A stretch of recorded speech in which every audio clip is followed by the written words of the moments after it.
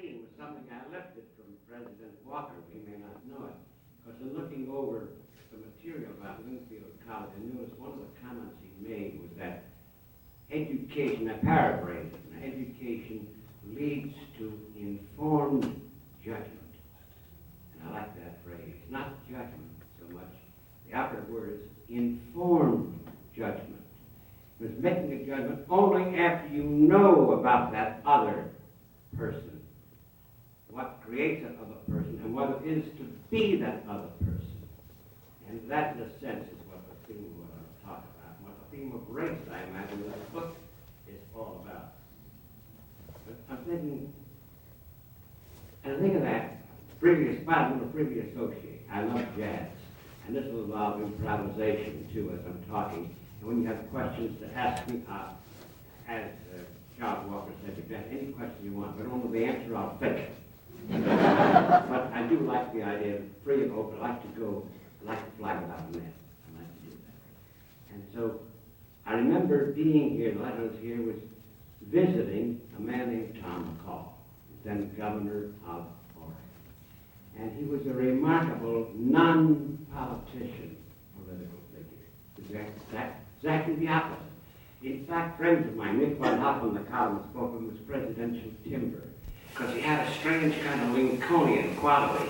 He was awkward, he was strange in a way, at the same time had a certain feeling of what is to be the other person. So he invited me and my friend who was his nephew, Sandy McCall, to come to Salem.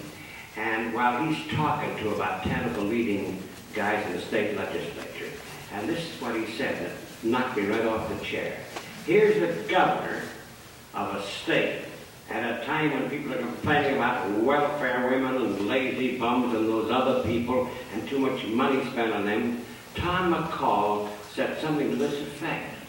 He said, I know the cost of living is going up. Now, these women on welfare have got to have a larger allotment. Imagine that. Every politician in the country was women that cut those welfare checks to the bone. We can't have good, hard-working people bearing the burden of these. Tom McCall spoke from what Charles Walker called an informed judgment. He knew what it was to be that other person, how the person got that way. I never forgot that, because as I'm thinking how far we are from that, nationally speaking, informed judgment, I opened the book with a poll. This is the casual, everyday poll, and it goes something like this. It obsesses everybody. No, this isn't it. The part I'm looking for it wasn't a Gallup poll. It was a University of Chicago, a national opinion research poll. 53% of non-blacks believe that African Americans are less intelligent than whites. And then I ran into a young African American writer the other day, and she said, that's not quite right. The fact may be right. 53% of non-blacks believe that African Americans are less intelligent than whites. But the truth is, they know they are not less intelligent than whites. But all their lives they've lived with this myth. Because why do they fear those who fear and loathe African Americans? Would not fear and loathe anyone inferior. You have a patronizing contempt. You fear and loathe the kind of person you know is your equal, but who've been taught, you've been all your life, is not your equal. Therefore, you fear and loathe someone whose very presence destroys the myth you live by. I thought that was a dazzling insight on their part. And so if I run into the pollsters, that should be added to it. And this part, 51% believe they're less patriotic. Now, how'd they get that way? we know who consists to make up much of the grunts, the infantry of all the wars. We know we're up front. We know the young blacks and young Hispanics and poor whites. It's common knowledge. But there it is. This is what you call a non-informed judgment. 56 believe they're more violence prone. Consider that for one moment. Why do they say that? Because you watch 6 o'clock news, what's the first thing you see, invariably? A young black kid handcuffed who did something violent, mostly to another black, but to a white, certainly be 6 o'clock news. So I remember this incident It was a picket line. It was remember the Continental Airlines? No, young don't. The Continental Airlines flight attendants and the pilots went on strike, and there was a picket line. And this is a time when Reagan's labor bashing is at its height, or at its depth, I should say. And here is a picket line of flight attendants. And there they were, and one asked if I joined the picket line. Well, of course, I joined any picket line. Because I like company. And I get Fiore at this moment. That's where UAW. The attempt to smash UAW by Caterpillar. It's a remarkable event. A remarkable horrendous sense. The new development is that scabs can now permanently replace strikers unless they go back. That was never the case. I call it the unashamed decade.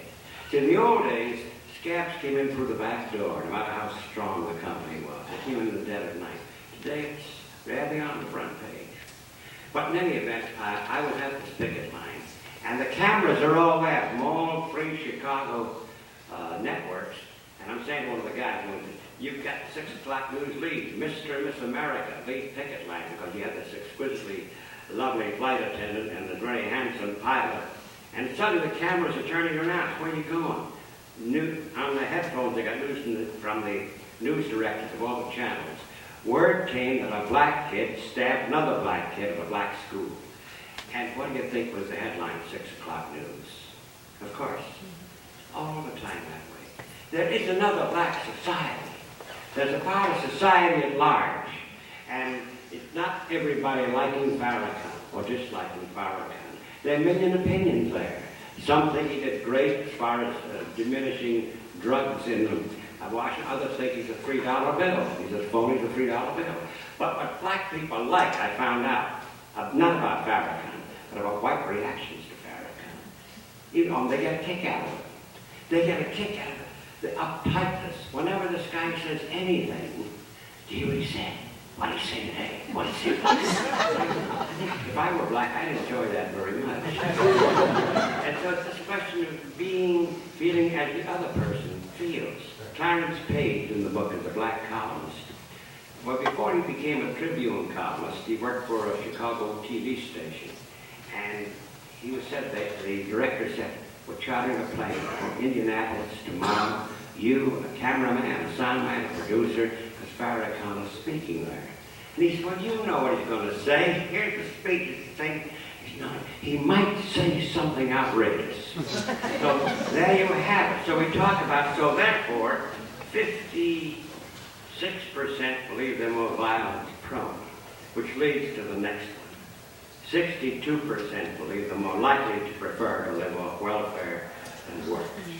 Now, this is believed just at the time when everybody on TV saw 9,000 people, overwhelmingly black, brave the Chicago cold, lakefront cold, from 5:30 in the morning to sign applications for jobs for the new Sheraton Hotel, for which there was no more than 1,000 at tops.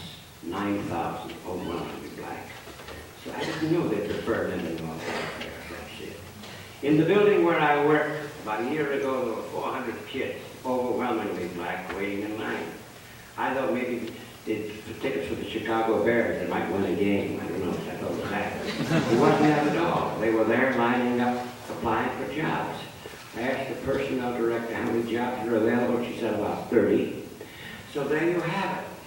So therefore, the 8,000 who did not get the jobs that 1,000 might have gotten, or the 390 or 370 would not get your job the other 30 got, go where? They're on a corner. Where else are they going to be? 70, 18, 19 years old. Young, black males on the corner. The cold word, of course, is crime on the streets. We know a big job, black male. So they're in the corner. They applied for that job, and it wasn't there.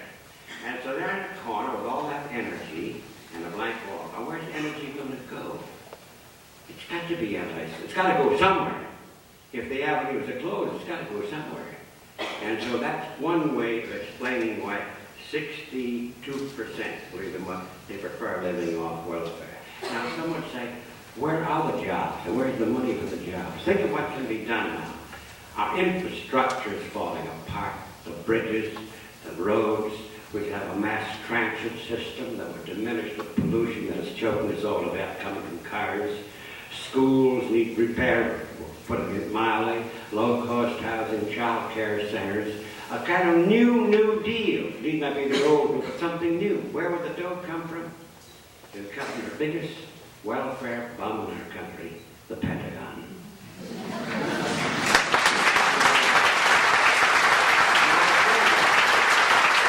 I say that not wanting us to be naked unto the enemy, yet think which enemy now? The rate is on debt or the trillions. I'm not very good at mathematics. I know there are trillions involved. Trillions, not billions. It was to stop them, the evil empire. But if evil empire is no more, the Cold War is stone cold dead in the market. That name no Calypso song years ago. And it's upon us, and yet it's so true. Stone cold dead in the market. Where is the dough going? Well, there'll be a new enemy, of course, terrorists. They say, what is a terrorist? You got to start analyzing that. But certainly, if this were cut to thirds, to more than enough to protect us. So you have all those trillions that could go toward stopping crime, in a sense, in a long-distance way. So the talk of more jails doesn't make any sense. Most of you are talking about it. The assault has been on our intelligence. Ever since 1980, with the election of Ronald Reagan, the assault has been on our intelligence and the obvious use of race. Need we mention the fact that George Bush's campaign manager in his successful election of 1988 was, of course, Willie Horton. Well, he was his campaign manager de facto. And this is how it works. And I was thinking of the obsession. I subtitled the book, Race, How Blacks and Whites Think and Feel About the American Obsession. In fact, the very opening paragraph, after I define the word obsession, from Oxford, from Webster, means preoccupation to such an extent with some idea that possesses you that you cannot think rationally. It obsesses everybody, declaimed my impassioned friend, even those who think they are not obsessed.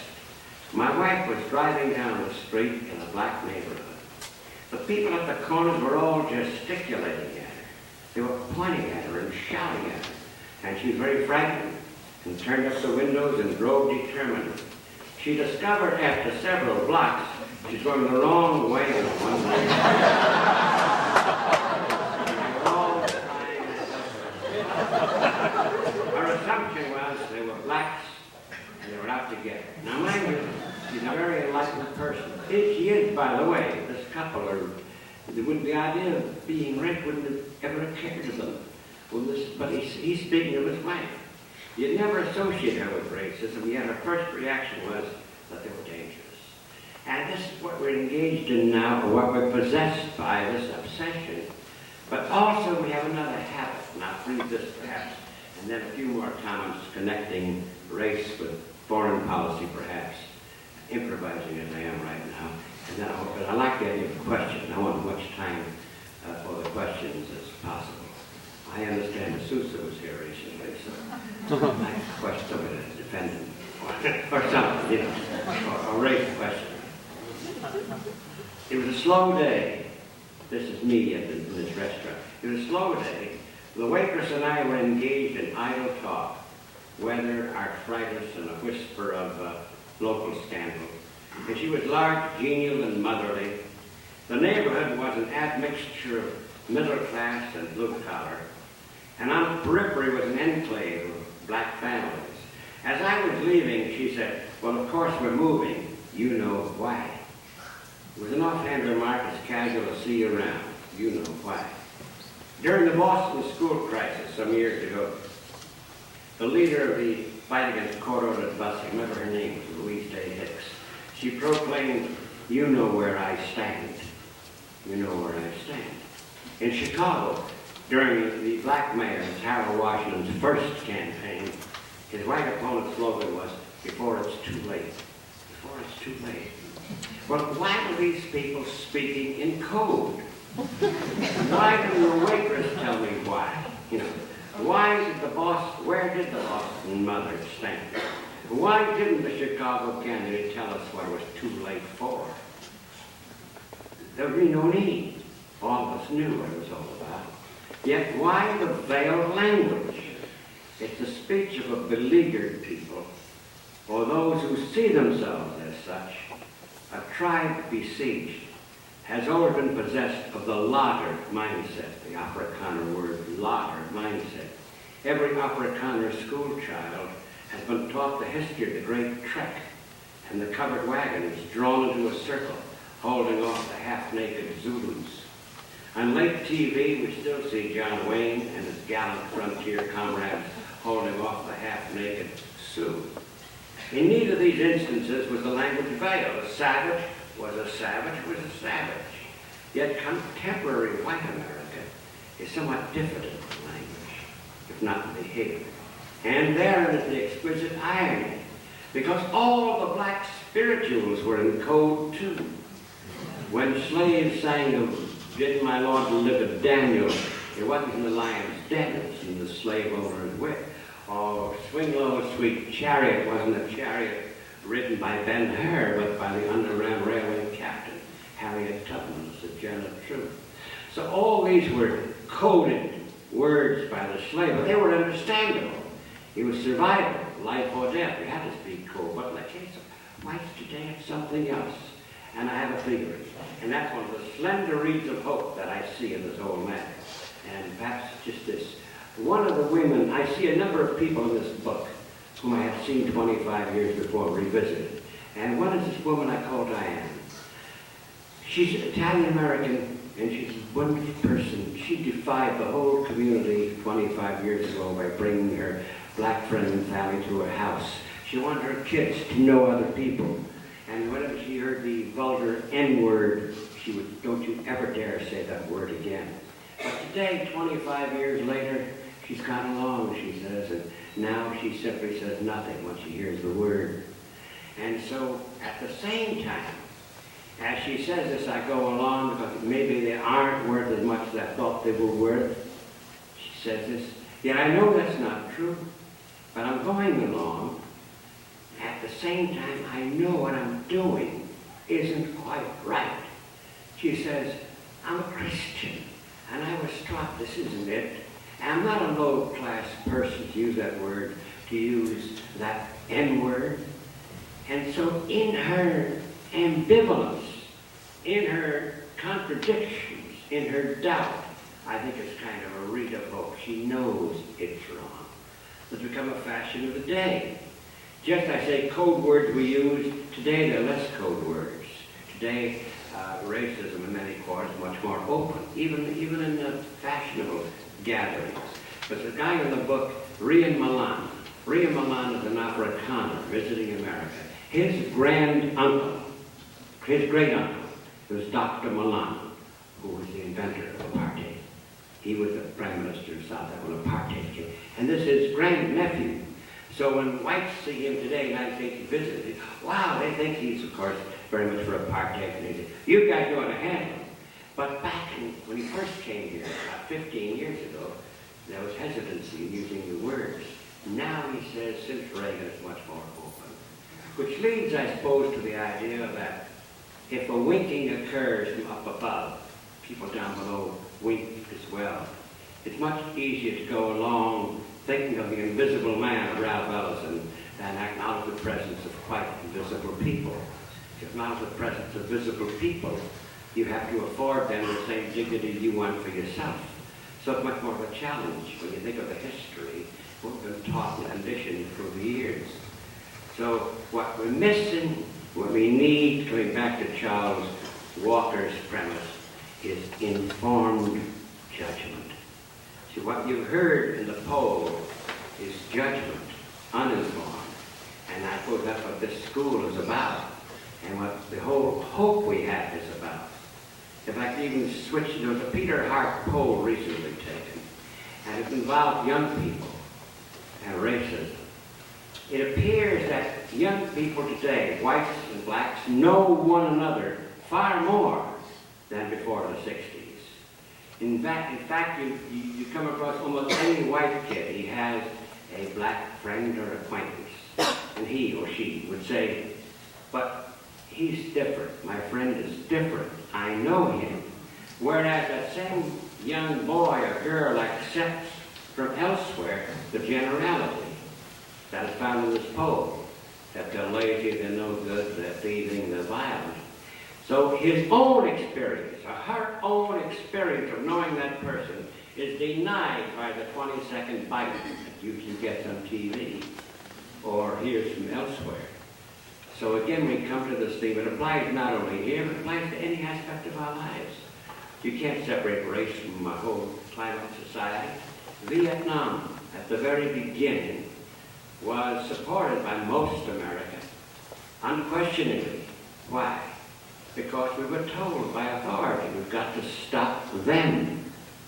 It wasn't a question of informed judgment. Authority told us. How often, you're too young, students or others, oh, you heard the phrase, we wouldn't be there. They know what they're doing, otherwise they wouldn't be where they are. And the man behind the mahogany desk is a better man than I am. Otherwise, I'd be behind the mahogany desk. Even though the guy behind the mahogany desk might be Ronald Reagan. Behind the mahogany desk. And so that's when we accept authority without question. Informed judgment means, by its very nature, questioning authority if you think it's wrong. And so there we are in Vietnam, and we have, as a result of that disaster, the Vietnam syndrome, as we had until Yellow Ribbon Time came along. But before that, how did Yellow Ribbon Time come along? We lost in Vietnam. Imagine this, we, the most powerful country in the world, who dropped more lethal hardware on the forests and woods and rivers and villages of Vietnam than dropped at all of World War II, couldn't beat black guys and little guys in black pajamas. They won. And not only that, imagine John Wayne. It's high noon, and he's walking down to meet Frank Miller, the villain, with a bloody nose. He says, there used to be a handkerchief. Who beat you up? A little guy in black pajamas. And he ran back to his front porch.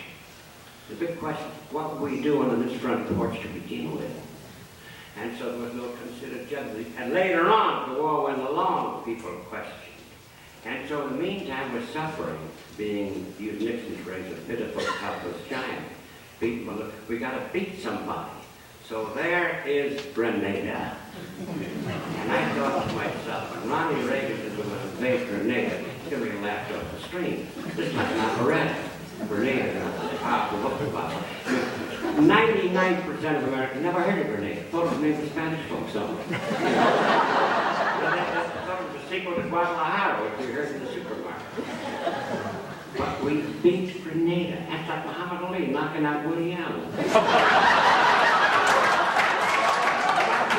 Here, we won. That's the important thing, is we beat somebody. And then, of course, comes, which is the headline now, we just convicted Noriega. As you know, that stopped drug traffic just like that. But let us get to Panama. We forgot that we sponsored this guy. And I paid his wages, thanks to the CIA. But he wanted to be an independent contractor, I guess. And so now we won again. Although the lawyer said something interesting, didn't he? He says, we have kidnapped. No matter how reprehensible the guy might be, we have kidnapped the head of the state and tried this guy in our country. That is unprecedented. But then that's still not enough. I'm walking down the aisle of the building where I work, and there's a swinging singles bar there.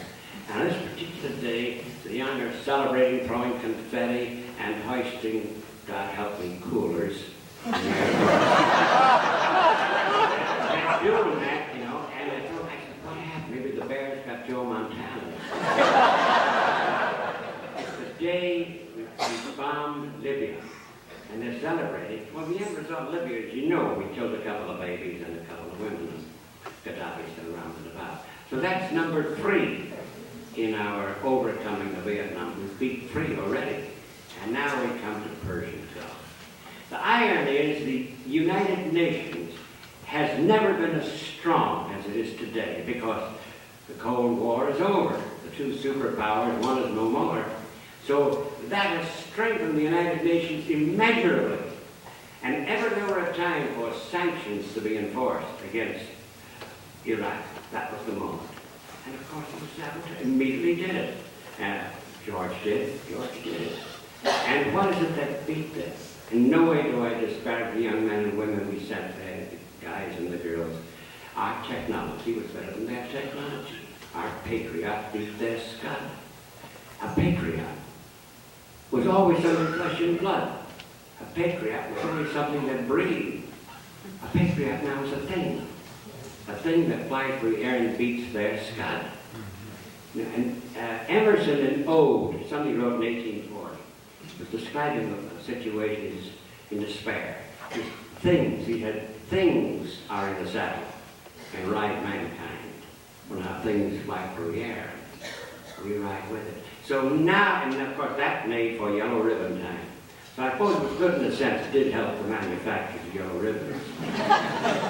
But there we have uninformed judgment again, dominating informed judgment. And so we come to, I suppose, the argument of multicultural courses. Now we know that's a big subject for dispute in campuses all over the country. As I understand multicultural courses, is to introduce writings, paintings, and music of the non-Western world in addition to the Western world. Under no circumstance does it mean demeaning Shakespeare or eliminating Aristotle. I think that's as phony an argument as ever. And so the phrase comes in politically correct people. It's a phrase that is derogatory, of course. It's used by every journal who coined it, by every journalist in the world or nothing else, when its language becomes minuscule in its scope, used politically correct. It's to put down for those who challenge status that is very popular by adding a new element to the curriculum that would, if anything, broaden the wisdom or the knowledge or the informed judgment of the students. But you know of the great Japanese classic, it's not going to denigrate Henry James at all. But the word politically correct is always used, I notice, by anyone who puts down these multicultural courses. And then it occurred to me, this rings a bell. Who are these people, and what did they say a generation ago? What was the phrase they used? Radical chic. It's no longer fashionable. It was the fashionable phrase. Radical chic was coined by Tom Wolfe, who happened to be a very gifted writer, who happened to be very right to speak, but a very gifted writer, an original writer, when Leonard Bernstein tossed a party for the Great Panthers in New York. And radical chic was picked up by every German with the slightest originality, used to put down anyone who spoke on behalf of integration or whatever was multicultural then. But no one ever, it was never that pervasive. Radical chic was very small in scope. What is more chic today? What has been chic is conservative. To be conservative, many of the young, we know that. Is the phrase conservative chic ever used? No. Is the phrase indifference chic ever used? What is more pervasive than, remember the phrase, I could care less, the grammar was rotten, but a pervasive phrase. Never used. Now the question is who, not just who coined these phrases, but who makes these phrases so acceptable? In short, who perverts the American language? Another case of perversion, very simple. The L word, liberal, has become pretty much like communist. Card-carrying liberal. Card-carrying member of the ACLU. And so when poor Dukakis is up there as a candidate, and George Bush calls him a liberal, I'm not really. Instead of picking up any dictionary, a 10-cent dictionary in Oxford, they all have the same definition of liberal. It's in two parts. All Dukakis had to say to Bush is, here's what the word liberal means, so I hope you don't pervert the American language any further. Definition one, and you look up any dictionary. Liberal, generous-hearted, seeking to help those up against it. Isn't that we're proud of? We, the United States, the most generous country that's ever been, so we say. But isn't that, do you want us to be mean-spirited, nasty? Is that what you want?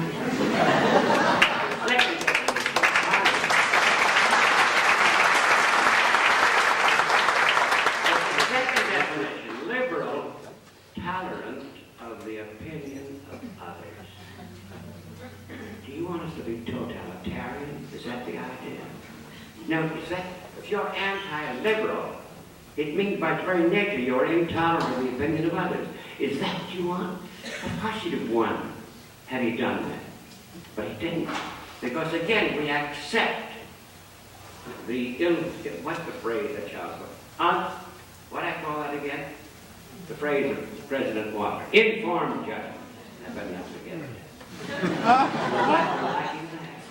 And so basically this is a way of simply saying that multicultural courses would add to our knowledge.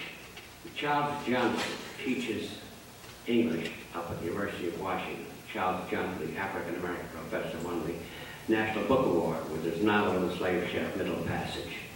And he says, do you know, people speak of dangers to Aristotle and Socrates and great books of this sin.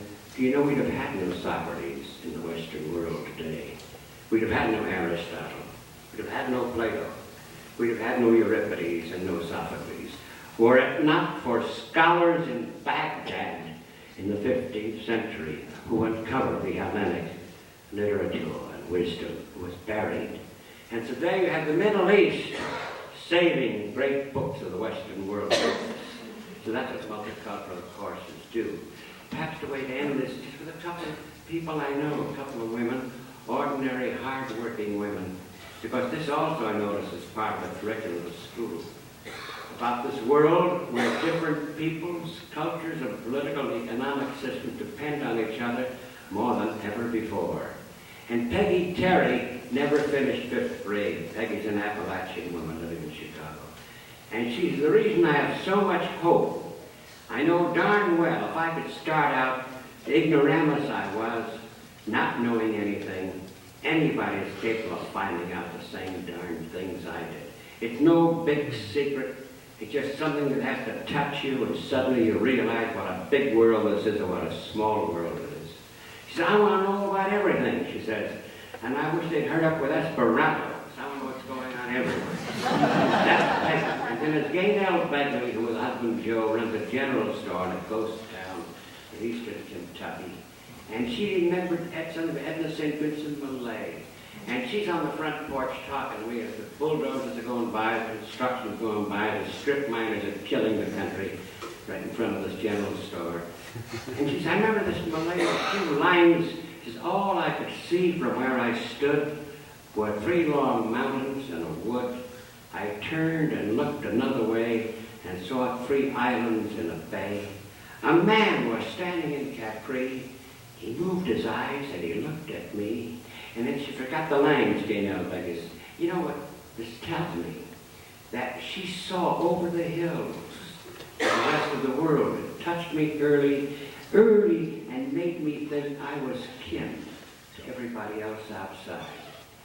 Which leads to the last comment. We live at a time, I think, that is very close to the end of the 16th century. When Galileo looked through that telescope and he saw that Copernicus was right, that this earth was not that Copernicus was, this earth was not the center of this universe, but really part of the greater whole. The center was the sun, and the earth went around the sun. And so 400 years later, the discovery is there's no one race, and no one people, and no one country, no matter how glorious the beginnings, no matter how affluent the society, and there is no American century anymore, certainly no Russian century or Soviet century, no Chinese century, nor Japanese, nor German century, only one. It's a global village, and there's a human century, and that's the sun. And that's what Einstein tried to tell us before he died. Everything in the world has changed since the atom was split, except one thing, the way we think. And we have to think anew in this way. And we're all connected to a larger whole, this earth. So I'm going to end with it was an invocation by Bill Coffin, William Sloane Coffin Jr. I told him I want to steal it from him. And I did, and I will. And I use it as my benediction. And it goes this way. Grant us grace to quarrel with the worship of success and power, with the assumption that people are less important than the jobs they hold, with a mass culture that tends not to satisfy but exploit the wants of people, to quarrel with those who pledge allegiance to one race rather than to the human race. Lord, grant us grace to quarrel with all that profanes and trivializes and separates men and women. Lord, number us, we beseech thee, in the ranks of those who went forth from this school, longing only for those things for which thou makest us long, young men and young women who have a lover's quarrel with the world, not for what it is, but for what it still can be, who are willing to risk something big for something good. Oh Lord, take our minds and think through them, take our lips and speak through them, take our hearts and set them on fire. Amen.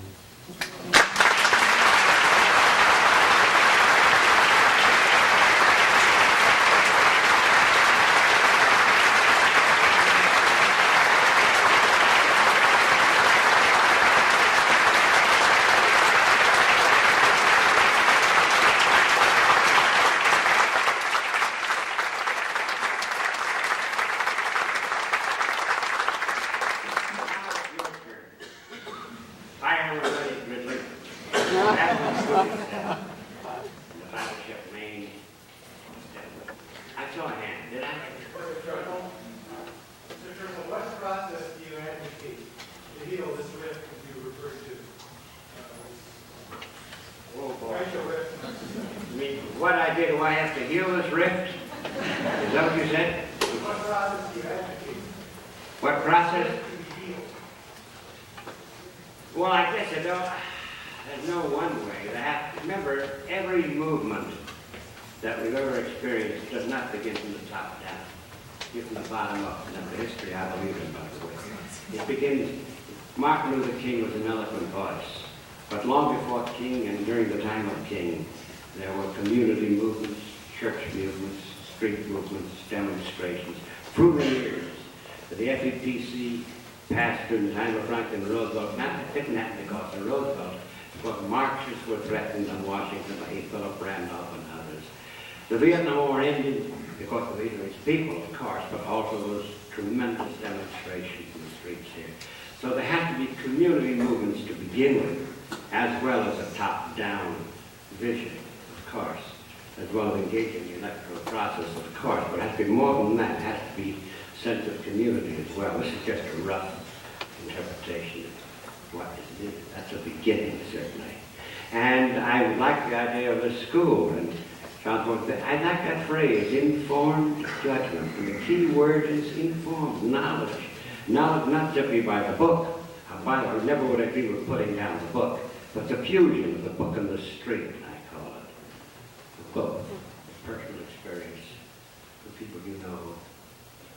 And in that sense, becomes contagious too. Truth can become contagious as well as lies. I think, I hope. Fire away. In the back, and then we'll come here. Yeah, you're the authority figure here tonight. You said challenge authority. So, I said you're the authority figure here tonight. You said we should always challenge authority.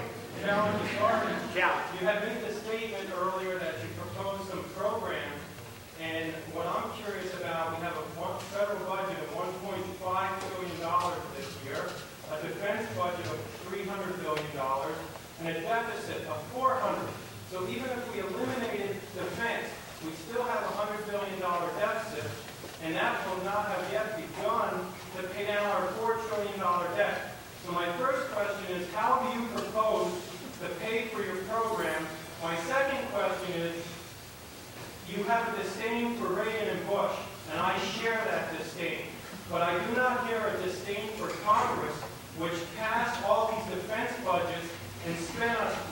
the 80s, just like Reagan and Bush did.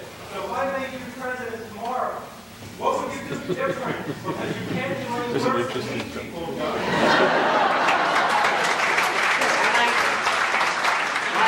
I join you in condemning Congress, because in condemning them, they came to my mind much more colorful things. No, of course Congress went along supine, just thoughts, of course they did. Now, as far as deficit, I'm lost on those words. In Dow Jones, when I hear that, I don't know what the hell they're talking about. I'm lost in mathematics. All I know is this. During the New Deal days of the 30s, and I don't romanticize that, there was a sidekick to Frank Rosen, Harry Hopkins. Harry Hopkins was in charge of the WPA, the Works Project Administration. That created millions of jobs, the government did. That ended, by the way, in remarkable work. Roads, built schools, electricity, Writers' Project, the guides, state guides everywhere, the best ones, WPA guides. He said, people are hungry, people got to be fed, people are homeless, they got to be housed, people are naked, they got to be clothed. Now, I don't give a damn where the money comes from. You've got to feed hungry people now. And so the difference between, say, Harry Hopkins and the advisors to the president's Democrat program now is precisely that. I can't answer your question mathematically or financially or in ways. But I know there are ways. We have a vision and a will. Of course people can be fed.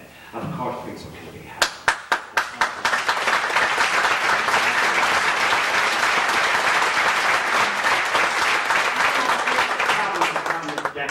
It's a problem with something else.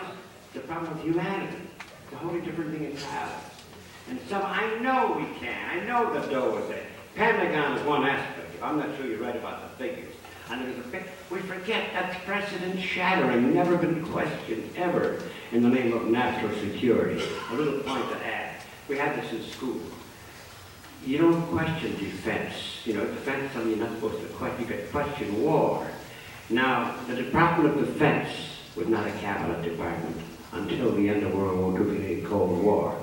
The cabinet was Secretary of War. So you can challenge war, but you can't challenge defense. As kids, maybe my contemporaries remember how we memorized the names of cabinets. The St. Wapniackle was the word. Ever hear that word? St. Wapniackle? Here's the way it goes. State, Treasury, War, Attorney General, Postmaster General, Navy, Interior, Agriculture, Labor. That's how we knew. That's how we knew. Because now it's St. Dupniackle. That's not accidental. Well, it's the Department of Defense instead of, I call them military plans. They're what they are, not defense plans. I suggest you write there, and by it's not a peacenik saying, this was told me by Admiral Jean Larocque. Do you ever hear of Admiral Jean Larocque? He is a marvelous man. He's a hero, he's a military hero, so that takes care of the peacenik. He had something called Center for Defense Information. And every member of that committee, that group, was a naval or military, Army or Air Force officer, top rank. And he is remarkable for the figures in this matter. I mean, he could well answer your question very much indeed.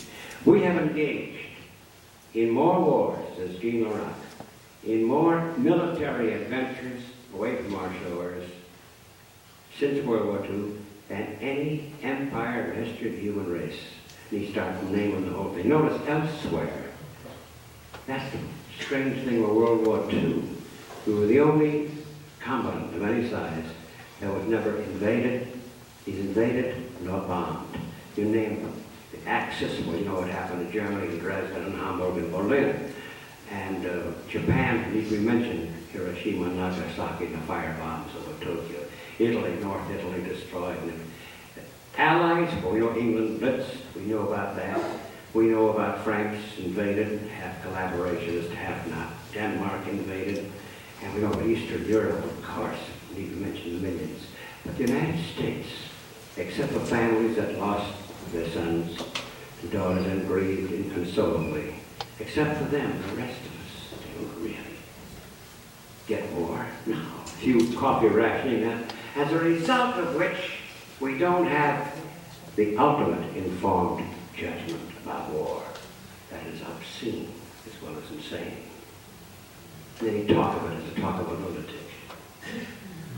So, at that point, I want more questions.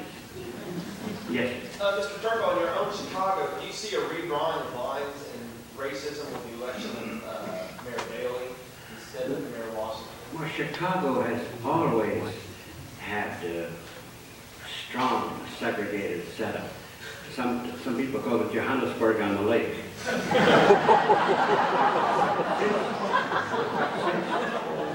Since those 5 historic years when Harold Washington was mayor, that's what's remarkable. It'll never quite be the same. The machine will never quite be the same. It's not a relining of the thing. It's just there. It's a tough battle. But Chicago really reflects, I think more or less than reflects the country itself. We know what's happened to cities, and the money is not allotted to it as a result of the two administrations so far. I'm thinking also, since it's free association, you know, there's an attack on labor. You know about that, the labor bashing going on. What you see right now in Peoria, Illinois is an example of it. There, when Ronald Reagan broke the air controllers strike, I don't know if you're aware of the effect, in 1981, shortly after his election, the air controllers went on strike. This is the union, by the way, that voted overwhelmingly for Ronald Reagan. And he broke the strike and 90% of the country applauded. It was great. You know what the strike was about? It wasn't about wages. It was about passenger safety. Deep, deep, it was about unseasoned air controllers, overworked air controllers, more time off air controllers, and those who it was for passenger safety. And we voted 90% against passenger safety. You start thinking, rather than say this guy was wrong, you read about the near misses and air controller made a mistake, overworked. So have to ask the question, have we become a necrophilic society? Well, I know we are suffering right this moment, is since there's no sense of past in many cases. Like this young couple says to me, we hate unions because they will destroy individual initiative. And I say, how many hours a day do you work? To 8 hours. Why don't you work 18 hours a day? Your great-grandparents did. I said, don't you know that 4 guys got hanged in Chicago in 1886, called the Haymarket Affair, fighting for the 8-hour day? And then you realize they know nothing of the past. And then you realize that, why should they? Pick up a newspaper, there's a financial page, a financial section, I should say, business section.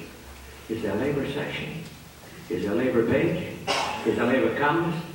The only time you get news is when a picket is say it's hit by, or threatened by, no, the other way, or a scam threatened by a picket.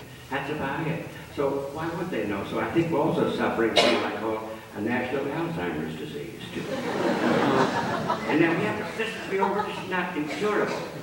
I'm thinking there's no question, a climate, a fresh climate. Am I wrong about you, young? You sense something new in the freshmen and the sophomores than, say, your older brothers and sisters? I say hopefully. Yeah. Is there a, we use the phrase apathy on the campus, and I don't know if it's true or not, in some cases not. Is there a fresh wind blowing? What's the Dylan song again? You know, blowing the wind. Is something blowing the wind? I hope. Well, I haven't enough questions.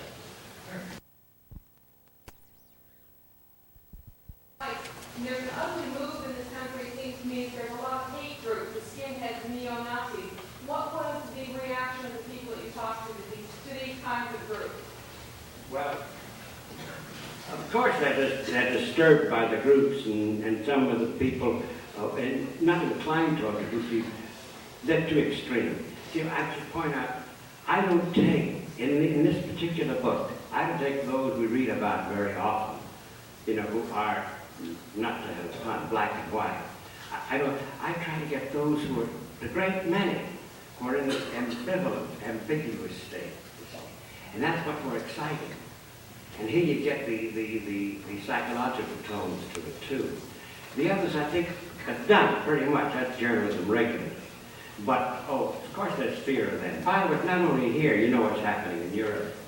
And again, because again, jobs and fighting competition and depression in Europe, we know in France and Le Pen had some sort of national front, neo-fascist group there, anti the Algerians. He's getting a lot of people because French aren't working and they blame the Algerian guest workers. In Germany, it's the Middle Eastern Gastarbeiter, guest workers. So it appears in all societies too. But in our case, since it's the 400-year story, it began 1619, when the first slave ship hit Charleston Harbor. I always say, if I were a black and a blue-haired dowager says to me, my people came on the Mayflower, I can say, my came here a year before you did.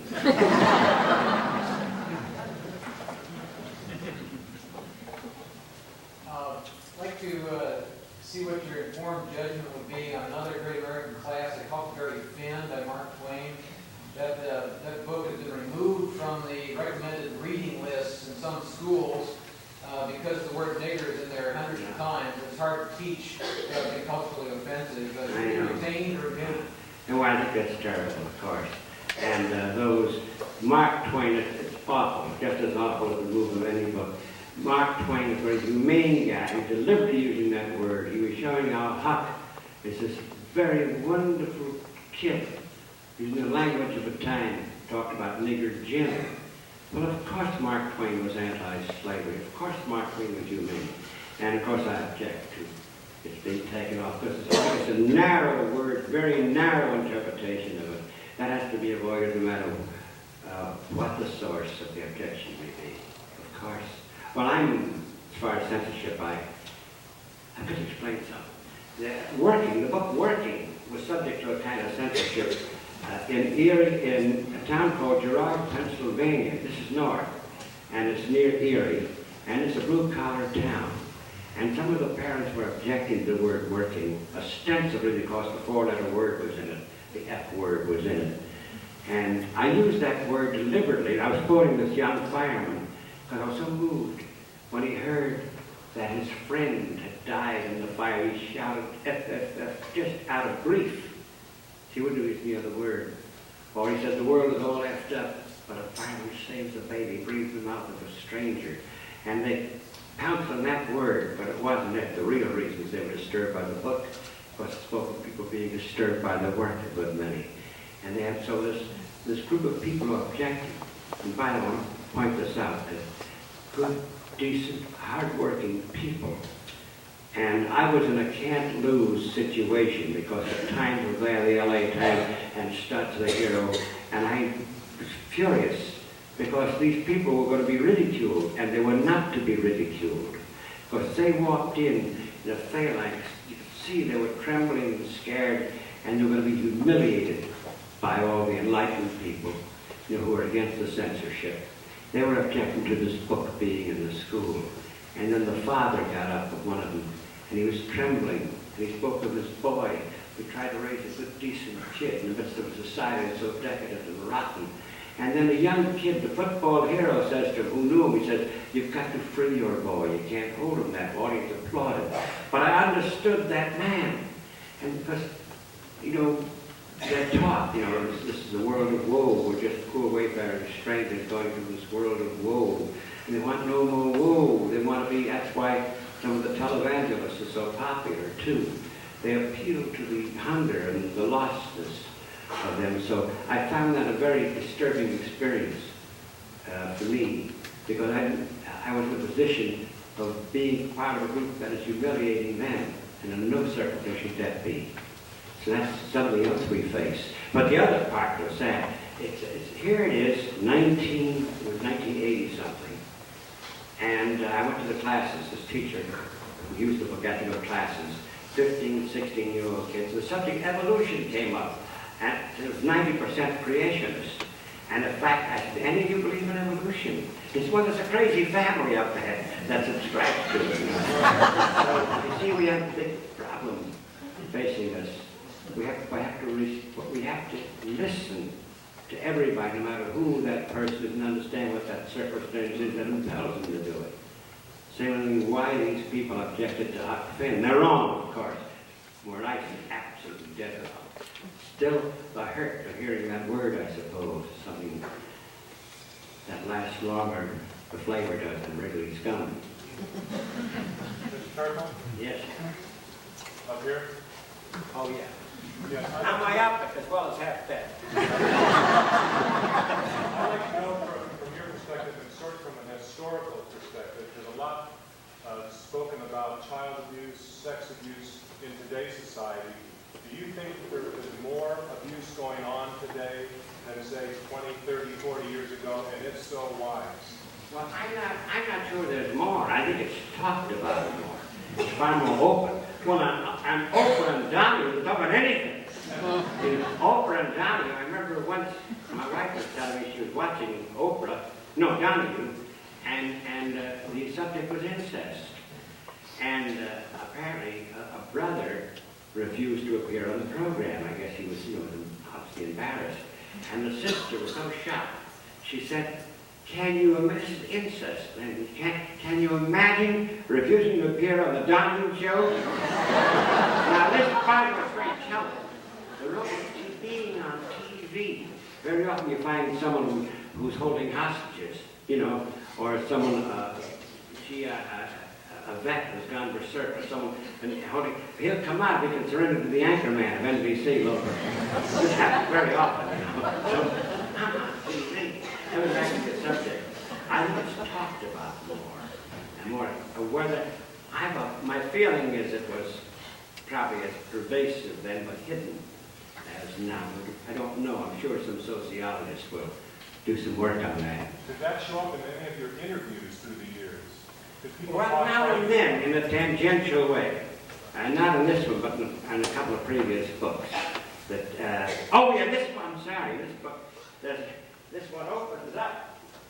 It's got a moving, very funny one, if I could find it.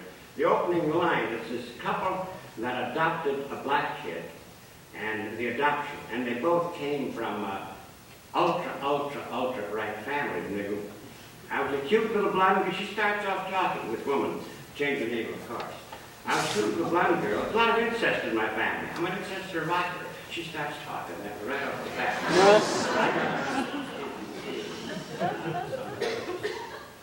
But in any event, it does appear. And this is a remarkable thing. And when I told my mother, that's worth recounting. When I told my mother about my uncle, she's had a hard time. She's had World War II, just forget it. And then another uncle tried some things with it. And just forget it. And then one day we're at J.C. Penney's, and my grandmother was there, and a middle-aged black man, he's just looking at it generally, and says, you see that? He wants to get in a little June, see? So there you have, there it is again, that obsession. He, the black man. It's all that happened in the family. You hush. Here's that perfect scapegoat in their head. That's their obsession. I'm glad you brought that up. Yes, you said something about the opinions that a lot of white people hold of black people. Did you find any prevailing opinions that your black interviewees had about white people? There, too, we find some, of course, of the bitterness. In fact, there's a remarkable woman here named Little Dubby Thurman. Little Dubby Thurman was black and has gone through all the stages. And she was raised in a housing project in St. Louis. She thought all white people were rich until she met the Appalachian people whom she joined in the Alliance of Chicago. But she never met any white people. She thought that all were rich. And of course, there are a number of black spokesmen with whom I don't agree here and there who speak of whites, the black culture superior to the white culture. I believe either one is superior to the other. I think both of us contribute. But of course, there was an anti-white feeling to a great extent. There's attention. For example, my house, there are two kids playing outside. One's a white kid, one's a black kid. Then around the neighborhood. And they have a tree house. They were dropping stuff on people. And my wife said, you can't do that anymore. So we'll take down the tree, you can't drop. So I heard somebody. So next thing she knows, the window, little dots in it, slingshot was used. She called them, she knew it was them.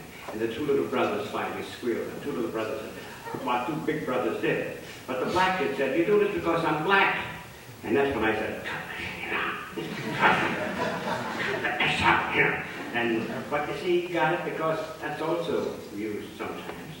But this, you can't separate this from cause, though.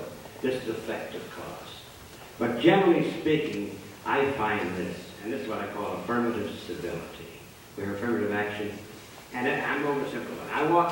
As you probably know, I talk a lot. A lot of times I talk to myself. What a fascinating audience. But I think a middle-aged black woman is walking home, toting two heavy bags. She's very tired, and sometimes, how's it going? And she hears the voice, and invariably she looks up, it's fine. And you? And you? How are you?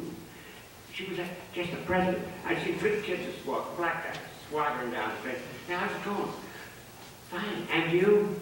Because what is the presence was acknowledged, that was all. Maybe the tone of voice and all. I call that affirmative civility. And I don't mean that's the answer. I'm merely saying that the preconceived notions we have, we carry with us all the time. As this young African-American writer speaks of her father. She's very light-skinned, he's dark-skinned. And she says, he's wonderful, he's so gentle, he's worked so hard all his life. And she starts crying in frustration and bitterness. And a little white woman comes in the elevator, sees him, and clutches a purse immediately. That's my father, the sweet wouldn't harm a fly. That's part of it too, you see. I try to capture memories of daily behavior as well, with little things too, that are so revealing and telling. Okay. First of all, I'd like to thank you for coming here. This is a somewhat apathetic campus at times, and your remarks, especially coming on the heels of Susan, like you mentioned, Susan, are very refreshing. And my question tonight is, in some of my classes, I have heard that race relations are going to be defining a political question in the future. I would like to know how you see race relations affecting the political climate and our culture in the next 10 to 20 years. Oh, boy. It had to be Nostradamus. Now, of course it's an issue. It's always, even if it's not discussed, it's there all the time. Your invention of Jesse Jackson immediately hurt Jerry Brown, in fact, he considers a running mate. Of course, the trigger word is a trigger name immediately, you see. And the funny thing is, I maintain that a white Jesse Jackson be elected overwhelmingly. You know why? Who raised, you can disagree with Jesse Jackson, I mean, but who was the one who raised the issues of the 88 campaign? You talk about Iowa and Michigan. I'm talking now about the issues of labor, of everything else, of dough, but who raised, was Jesse, who the only one who raised the issues? I say, a white Jesse Jackson could win. I think I have no doubt about it in my mind. Raising the very issues he raised. As far as it's around, we have to get at it one way or another. You know, if there were a law, you know something, how do we put this? There was hope at the end of the Civil War with emancipation and Reconstruction, and there was a promise made to all freed men, 40 acres and a mule. That is, every freed slave would get 40 acres and a mule. And then Reconstruction was betrayed. Klan came along, Jim Crow came along, and years of protests. Finally, the 60s, and LBJ signed the Civil Rights Act. And then comes another betrayal.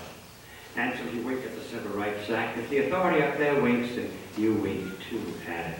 You know, this is a simplistic analogy. Traffic laws. I don't mean to compare the two, but you stop at a red light because you're going to get fined. You're going to be punished if you don't. So, but if, in other words, if the law was enforced, you go down to Jackson, Mississippi, now white kids or black kids in a restaurant, no one thinks anything about it. You know what happened 30 years ago. It's ridiculous. So there are these aspects, but there has to be something taken seriously. By or above, too. If they don't, then we don't either. Because it's easy to go along. Because we all have a touch of it, I think, when we're another. And it's something which out of which you're, I suppose you'd say, educated. You know, one of the reasons, by the way, I always wondered if no one asked, I got to bring this out. about Reagan re-elected president, elected. How come he's so popular? Aside from TV and the term and all. And do the American people think they're never going to, those who voted for him, are never going to confuse him with Albert Einstein? No, they know that. In fact, they know. Let's face the reality. We don't know that. They know it's pretty dumb. No, they know it. But it's okay with them. I'm not talking the American people. It's okay if he's dumb, because if he is dumb and not too bright and talks about trivia, I can do it too. And not be ashamed of it. So at a Saturday night neighborhood party, we have a drink or two, so we talk about light stuff, like Joan Collins or Joe Ewing, you see, rather than talk about the issues of the day. So I really think that, remember the time when Stevenson was criticized being an egghead intellectual? I don't think it was that much of an intellectual, that's my thought. But the fact is, that was put down, so obviously. But this guy just, gee, doesn't have to be too bright. We don't have to be. I think that's another challenge, too. How about anybody? Oh, sure. Oh, okay. The woman matter now, correct? Oh, you did, okay. I teach at an inner-city high school in Portland, Jefferson High School, and it's predominantly black school. The neighborhood has tremendous problems. There's gangs, there's drive-by shootings. The atmosphere in the school gets worse every year. The city doesn't want to deal with it. It says it's the school's problem. The school says it's the city's problem, and most of the people in the community figure as long as it's happening over there and not to their own kids, they don't have to deal with it. Inside the building, literally, we're losing our young people. They're dying.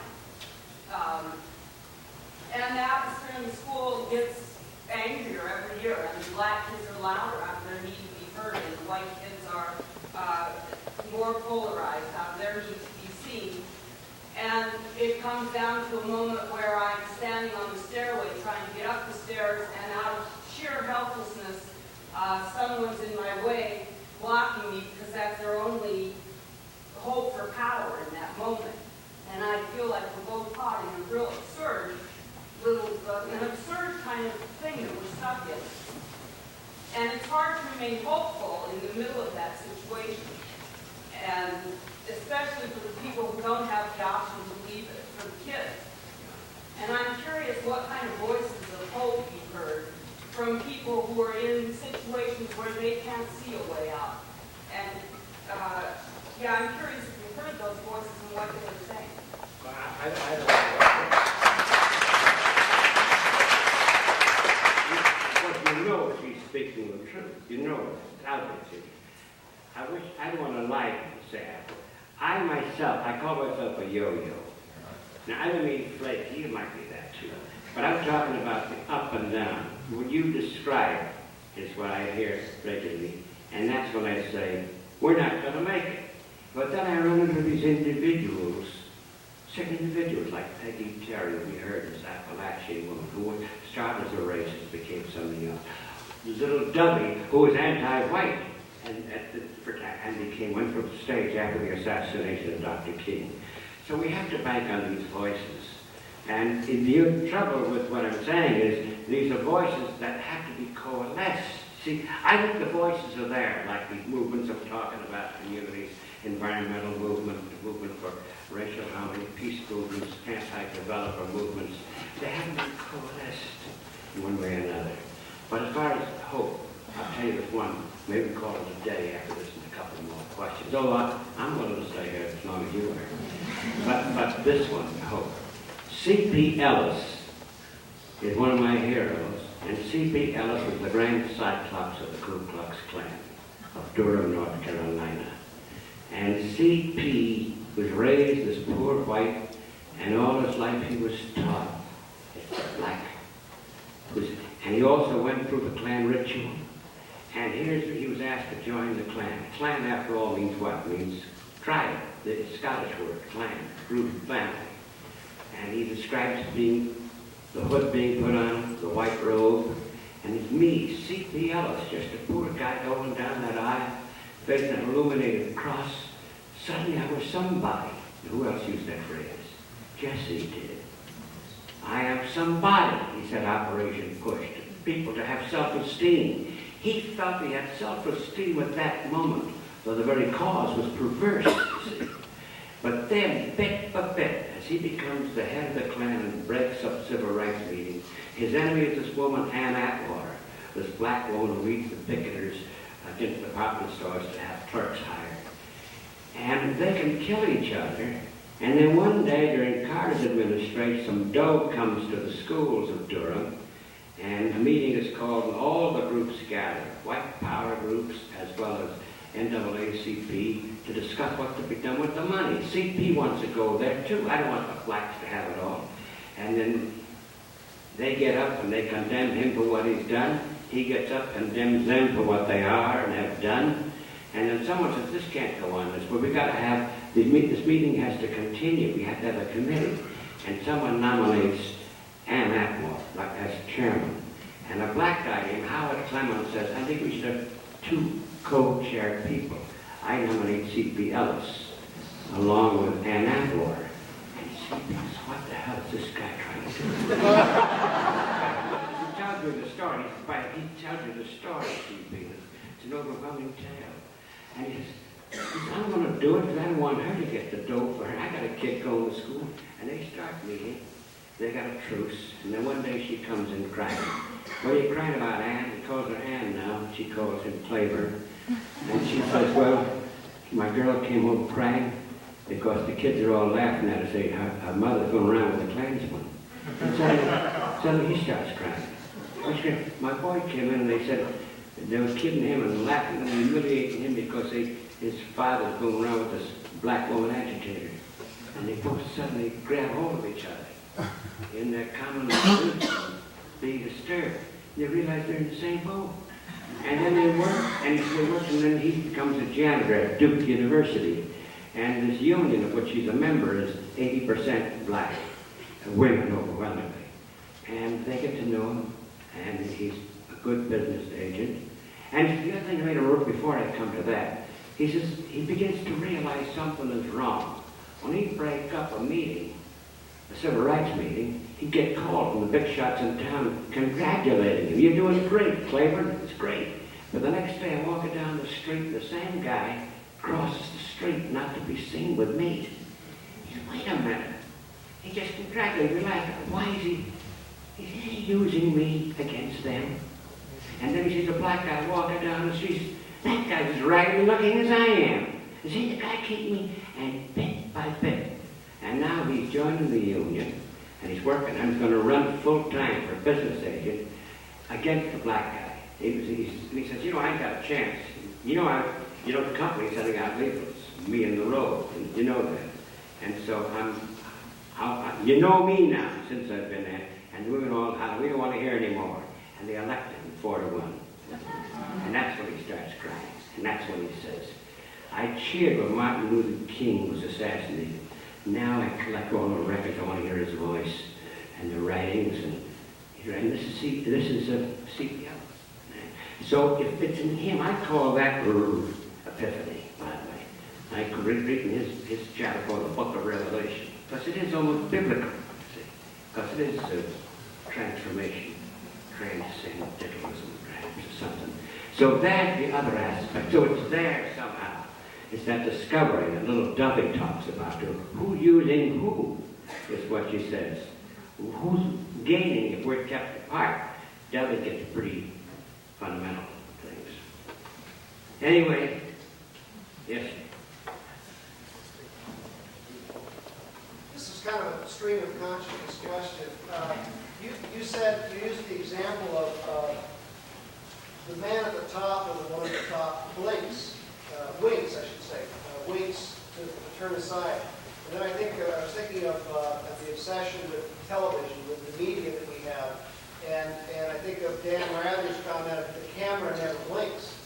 We've become as a society obsessed with our mirror image to the extent that leaders don't lead anymore because they're worried about what the image is. And when do we get a Bill Clinton who says, yeah, I had a toke, but you probably did too back then, or, you know, whatever, but let's talk about issues. When do we begin to talk about issues?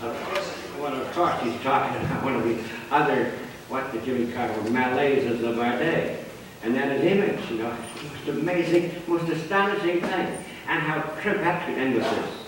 Another thing that's killing us, which is trivia. This book called Trivializing America by Norman Corwin, who was a great radio writer in the 30s. Another book called Amusing Ourselves to Death by Neil Postman, an educator. And part of it is we're overwhelmed by trivia. Think about it. So, are we worried about a wayward blonde who may have had something to do with Clinton? Or a toke that was smoked, or the accusation of Brown now? Terrific issue today. I worry about Clinton because of the right-to-work laws in the state of Arkansas, or going back to the state to see the execution of a guy who was lobotomized. See, who doesn't even know he's being executed. Maybe there's hope for him. I'm not going to choice of Clinton versus Bush. I choose tuberculosis over cancer.